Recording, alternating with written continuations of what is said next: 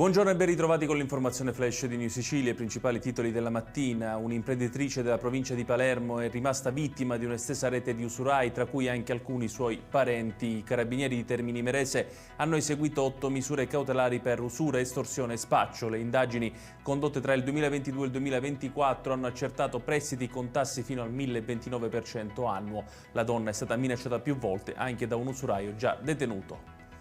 Gli uomini della Polizia di Palermo, con la collaborazione dei colleghi tedeschi, hanno arrestato in Germania un 29enne somalo accusato di aver sequestrato e torturato migranti e di aver ucciso un bambino connazionale che si era ribellato a un tentativo di violenza sessuale. Sul 29enne pendeva un mandato d'arresto europeo su richiesta della Procura di Palermo. Il Tribunale palermitano ha disposto la confisca definitiva di beni per circa 2 milioni di euro ai danni di Stefano Bologna, Tommaso Di Giovanni e Niccolò Testa. I tre erano coinvolti in diverse operazioni antimafia e traffico di droga. I beni, tra cui immobili, terreni e attività commerciali, sono ora parte del patrimonio dello Stato.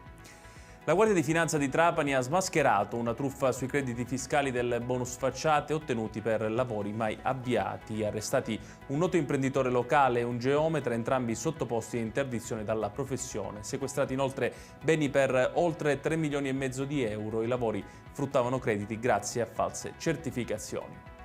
Archiviata la posizione degli ultimi 4 indagati nell'inchiesta sui presunti scambi di favori all'ASP di Messina, il GIP Monio De Francesco ha accolto la richiesta della Procura emettendo decreto di archiviazione per l'ex assessore regionale della sanità Ruggero Razza, accusato di induzione indebita a dare e promettere utilità, e per Tommaso Calderone, Alessio Arlotte e Dino Lagna, indagati per corruzione. Ed è tutto per questa edizione. Tutti i dettagli su queste notizie li trovate come sempre sul nostro sito www.newsicilia.it. Grazie per averci seguito e buon proseguimento di giornata.